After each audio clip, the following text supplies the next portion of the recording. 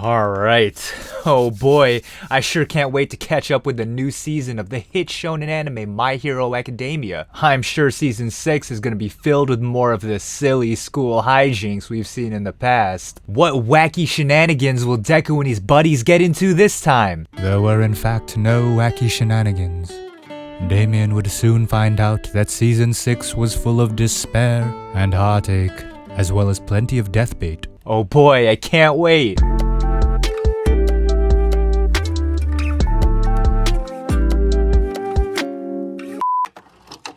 What up y'all, it's the homie Dame, and today I'm going to be spotlighting an anime I watched and giving y'all my thoughts and reactions to it in the form of a neatly structured numbered list. Because every video essay analysis is better with timestamps that have funny titles, am I right? What anime am I talking about today? It's everyone's favorite shonen. And by everyone, I mean everyone on Twitter, sometimes. Not really. It's My Hero Academia Season 6. We all know My Hero, right? The Studio Bones adaptation of the manga written and illustrated by Kohei Horikoshi. Season 6 of said anime is in its second core at the time I'm recording this, and you know, I figured now would be a good time to talk about it considering we just wrapped up that big war arc. There's a lot to break down, a lot to pick apart, and most importantly, a lot to cynically make fun of. So leave a like and subscribe if you haven't already, because we're just gonna get right into it. Number 1. Obligatory joke about how Shigaraki is an edgelord redditor. I figure the best place to start when talking about My Hero Academia's war arc is with the main villain himself, Tomura Shigaraki. I'll just straight up say it, I don't like Shigaraki as a villain. I think he's very lame and borderline embarrassing. It's hard to take his goofy ass seriously despite him being one of the most powerful, if not the most powerful characters in the series. Now, I've read the manga, I won't talk about anything from the future arcs, but at this point in the story, we can agree that Shigaraki is the final boss, right? He's basically like Pain from Naruto, you know, they're both the big bad, only the main character can beat them, they cause a bunch of destruction, and they're both really sad about stuff. Except Shigaraki is just such a dweeb. Look at them gassing him like he wasn't just gaming before hopping in that tank. His ass is for sure bronze 3 in Overwatch at best. Like, see, okay, he looks so cool now. He's got a powerful aura to him. He's saying all this shit, but it's like, you're still a lame, bro. It's like that meme, like, Blood think he on the team. You're just not him. Don't get me wrong, Shigaraki is very threatening on paper, right? He's basically a Nomu now, he's got all these quirks, he's got All for One, his strength is comparable to All Might, and of course he's got his OG decay. But he doesn't strike any fear into the audience, at least for me. Sure, we can have all these characters talking about how terrifying he is and how he's the king of villains, which, I mean, okay, whatever that means. The thing is, I think this is because at his core, Shigaraki is just a kid who experienced trauma growing up. He had a rough time growing up and was taken in by All for One, who proceeded to use him as a tool a la Emperor Palpatine and Darth Vader. He doesn't come across as a menacing villain because he isn't one.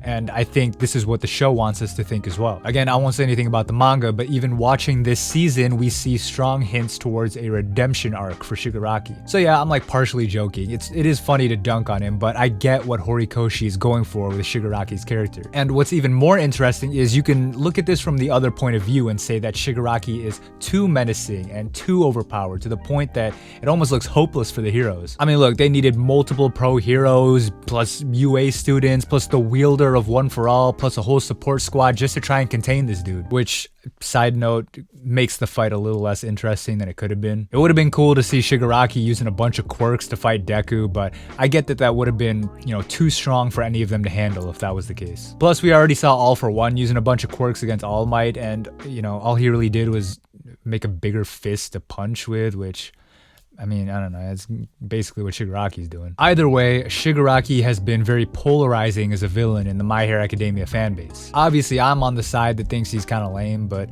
I at least understand his character and what Horikoshi is trying to do with him from a writing perspective, so I mean, it's all cool, whatever. Number 2, Izuku Midoriya, the main character, and his buddy Bakugo, the cooler main character. So we talked about the main villain, let's talk about a couple of the main heroes, namely Deku and Bakugo. I think it's safe to say that some of the best moments in season 6 involve these two. This is Deku at the most powerful he's ever been in the entire show. He's been training with Endeavor, learning about the different quirks contained in One for All, and you know, he's slowly increasing the level of full calling that he can use. Character-wise, He's about the same. I mean, he doesn't burst into comically exaggerated tears as much, but he's still just as determined. He still has the same values and sense of justice he's had the whole show. The biggest character change he goes through is like wanting to kill Shigaraki for like a minute. Now, of course, his real big character change comes in the next few arcs, but you know, we'll talk about that another time, no spoilers. Meanwhile, Bakugo is actually on the back burner for a large part of the season up until the actual fight with Shigaraki himself. At this point, Bakugo has been working hard to improve too. You know, we all know he has the rivalry with the Chosen One, Deku, and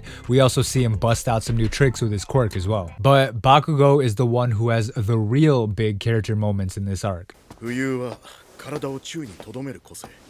Oh, this is one of my favorite moments in the entire series. And it comes at such a seemingly random time, you feel me? Because it's like, we knew Bakugo was experiencing this change, but like to me, I don't know, we usually see character arcs like this happen gradually with little moments, which, you know, we do get with Bakugo, but this is a big reveal that comes seemingly unprovoked. But yeah, what makes it good is that it's completely believable, it makes complete sense, like this would be what Bakugo was thinking about in the entire time in his head. It just works so well. You know, I saw on Twitter some people were complaining about the animation here and the fact that I guess it didn't get a full balls to the wall Sakuga scene like on some Demon Slayer season 2 shit, but for me, I mean, the animation looks fine, but it was never about how the fight looked here. It was more about the emotional beats and character beats. This season sees Bakugo taking some big steps in his self-proclaimed atonement for how he treated Deku all these years. Now, bully redemption arcs are something I'm sure we're all familiar with, right? I just did a video about Izuku Nagatoro-san, which, you know, talked about bullying a whole lot, and hey, look, bullying sucks in real life and all that, but this ain't real life. Bring on the bullying if it means giving us that sweet, sweet character arc. Yeah, I know Bakugo literally told Deku to unalive himself in literally his first appearance, but hey, he's kind of sorry about it. It's actually wild that sometimes people forget that one of Bakugo's very first lines in the first chapter of My Hero Academia is like how he wants to be the #1 hero just so he could be the richest person in the world. I don't know, it's just wild to think about, you know, that's where Bakugo started as a character, and obviously I'm sure Horikoshi hadn't exactly figured out what he was going to do with the character right from the jump, but I don't know, it's just funny. But anyway, Bakugo has his big shining moment when he takes a hit for Deku, you know, saying that iconic line about your body moving on its own or whatever the fuck he says.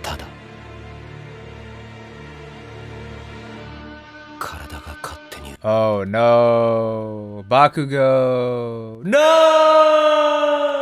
I would be a lot more distressed if My Hero Academia had the balls to kill off characters, but you know, still a very good moment. I actually think it's kind of weird how the anime handled this moment, and okay, this is gonna sound super nitpicky here, so don't take this as me making an actual critique. This is just how my brain sees things. Now, this moment of Bakugo taking a hit for Deku happens nearly 1-for-1 with how the manga does it, but I don't know, I guess I just wish the anime showed a little more movement. Like, I wish they showed Shigaraki's little evil laser spikes moving out as they pierce through Bakugo, and then maybe also some more motion with, you know, Bakugo pushing Deku out of the way. Because what we have now is like flashback scenes, okay, whatever, then boom, basically still image, like a PowerPoint of Bakugo getting stabbed, which is 1-for-1 with the manga panel, sure. But I mean, I can see how it would take a little bit of inference on the viewer's part. I can maybe see how it could be hard to understand what's happening here because, you know, it just hard cuts to a scene and you're like, oh wait, what happened? Like,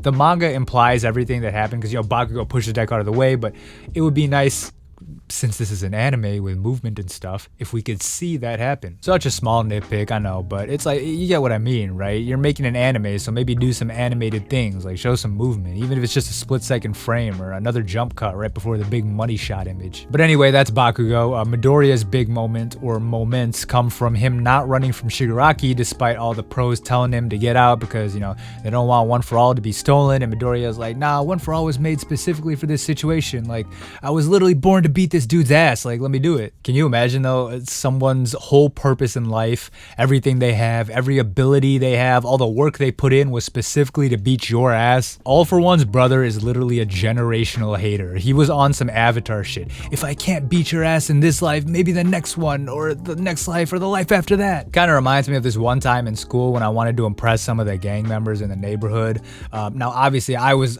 Obviously no gangbanger, but I still wanted to look cool in front of them, so I wanted to fight this tough dude who was affiliated, right? So I spent a whole summer working out and practicing boxing and taekwondo and all this random shit just so I could beat this dude's ass. I was literally cultivating my own one for all solely for the purpose of fighting this dude. And when I finally did and kicked his ass, it was like, damn, now what do I do? My goal in life at that time was just to beat this one person. Now what? But anyway, y'all don't want to hear about that. Back to Deku. We see him break out every trick he's learned in the series thus far to try and keep Shigaraki at bay. I mean, he's using all his quirks, he's busting out every American state he can think of, and he even debuts some new quirks like Float.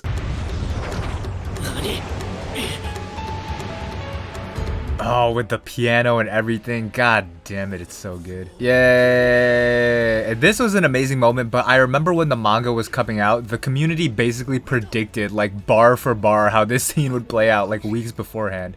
It was kind of crazy, actually. Oh my god. Oh god, not Wyoming.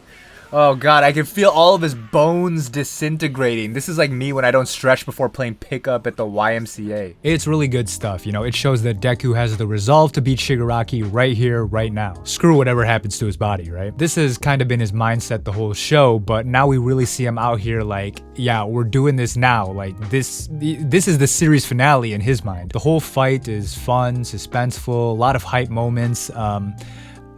I'm still of the opinion that making One For All have multiple quirks is kind of lame, but I can't lie, all of the quirk reveals here and in later arcs are pretty dope, so it's whatever. Number 3, keeping up with the Todorokis. So I figure we should probably talk about one of the biggest moments of the season, which is the whole drama surrounding the Todoroki family, mainly the big Dabi reveal. Now, just like a lot of things, the whole Dabi-Toya connection was a popular theory in the fandom for a long time. It was kind of like the R+L equals J of My Hero Academia, where everyone knew it was just a theory, but you know, it was only a matter of time before they were going to reveal it as fact. Personally, I think this is one of the best individual moments in the whole series, and watching the anime, I think it hit just as hard as it did in the manga.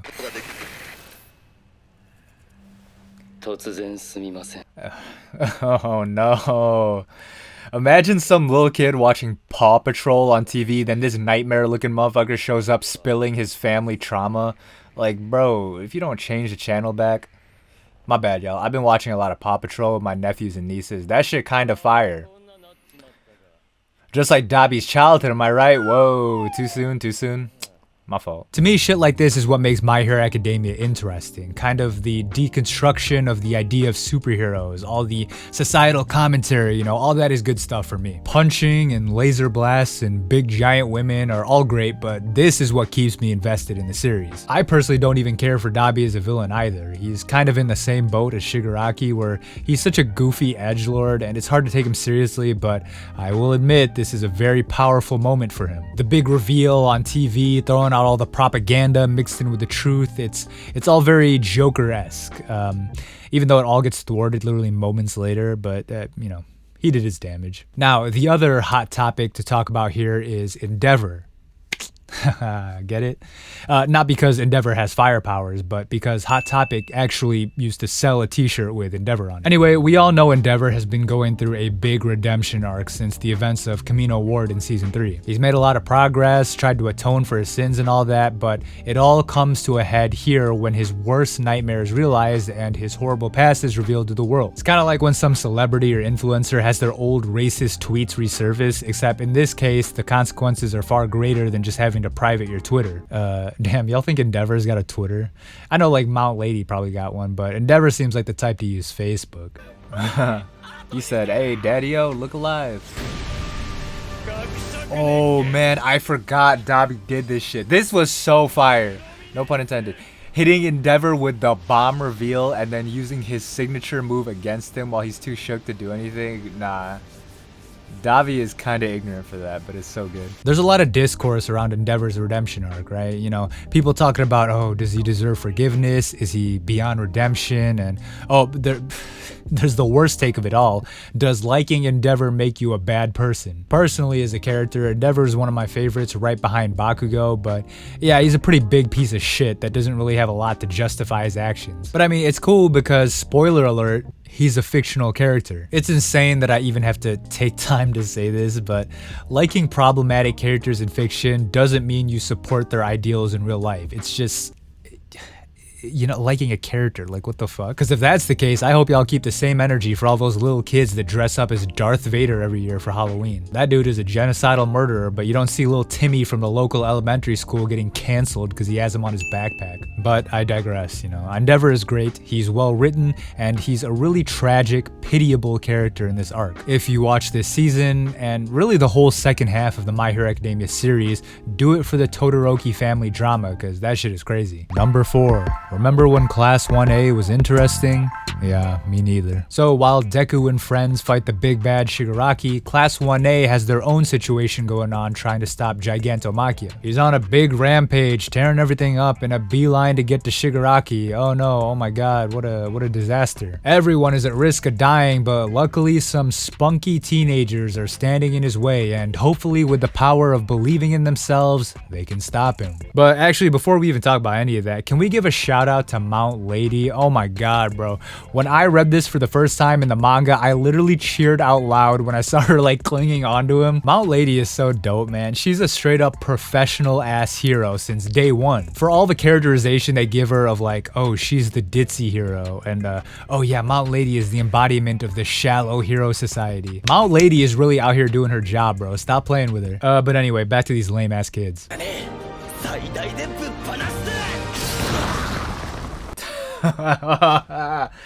Oh man, I love when they do that. The victorious OST setting up for a big moment and then he just gets bodied. That's this whole episode in a nutshell. Just all of the UA kids getting hoed out of their big moments. Oh my, look at Mount Lady, bro. So inspirational. Can we just forget about the goofy kids and have this whole arc be a 1v1 between Gigantomachia and Mount Lady? I mean, she'd get folded, but I still want to see it. Jokes aside, I'm clowning on the UA students, but I thought this little fight between them and the League of Villains was fun to watch. If y'all have ever seen any of the My Hero Academia movies, they're kind of iffy, but one thing that they do well is showing dope collaboration sequences between the UA students, because, you know, it's kind of their way to make sure everyone gets their spotlight on the big screen. That's what's happening in this fight too, with the bonus of having Class 1B here as well, with all its memorable characters like Mushroom Girl and Plant Girl and Earthbender Man. They're just my favorite characters. The idea that everyone can be a hero is a big one in My Hero Academia, so scenes like this where, you know, all the students are showing their worth and contributing are important to have. I also think Studio Bones did a great job with the music selection and, you know, the pacing and flow of the fight. I think they really nailed the desperation and the feeling of, oh fuck, we're against an insurmountable enemy, like we need to pull out every trick in the book. And the star of the show is Momo. No, I will not be using her hero name Creati. That sounds like a character I would come up with when I drew comic books in the 2nd grade. But yeah, Momo gets another chance to show off her big brain, 200 IQ leadership strategizing, similar to the Class 1A versus Class 1B arc. This time, however, she doesn't get hoed out of her big moment. Her plan to throw lean into Gigantomachia's mouth to sedate him ends up working, though it takes a few episodes to kick in, probably resulting in hundreds of millions in yen worth of property damage. But hey, at least Momo kind of believes in herself now, I guess. But you know who probably doesn't believe in herself anymore? Mina, aka the biggest hoeing of the show. Listen, y'all know what I'm talking about. They didn't need to do Mina like that. I get that it was a moment for Red Riot to, you know, make up for when he folded as a middle schooler or whatever, but like, come on, bro. Like, Mina is so dope. She would never sell like that. Hashtag not my Mina. But alas, she's just another in a long line of female characters in the series that aren't allowed to accomplish anything of significance. I mean, she's right up there with like Nejire, who is only allowed to get her ass beat despite having one of the strongest quirks in the show, and, you know, Uraraka, whose whole character can be boiled down to has a crush on Deku. Remember when she was like poor and wanted to help her parents? And, you know, okay, whatever. Anyway, at least we have characters like Mount Lady or Himiko Toga or the other cool female character. Number 5, Mirko Appreciation Section. All hail our bunny goddess, the unsung hero of My Hero Academia Season 6, Mirko, aka Rumi Usagiyama. It's the most Japanese sounding name ever, Jesus. Number 5 hero, Mirko, Kosei Usagi. Yep. We could have guessed that one, man. Thanks, though. I don't know, I ain't really got a lot to say here. I just wanted to give Mirko her own section. I'm glad Studio Bones threw a little bit of that budget into her fight with the high ends. That was a really exciting sequence to watch. In general, I know people have complained about the, I guess the animation of season 6 and them kind of skimping out and not really having any big Sakuga scenes, but I don't know. I never really cared about the animation in My Hero Academia to begin with, so honestly, as long as the pacing and story beats hit, it don't really matter to me. But back to the bunny, I would watch an entire spin-off series of Mirko's adventures traveling across Japan beating the shit out of the villain of the week. She's got real Ryuko Matoi energy, and y'all know Kill la Kill is my favorite anime, so. I will say though, she isn't quite my favorite female character in My Hero Academia. That distinction would probably go to Himiko Toga, but I mean, not to spoil things, but I'm not really a fan of the direction Toga's character is going in, so Mirko just might take her spot. But yeah, damn, what else do I want to say?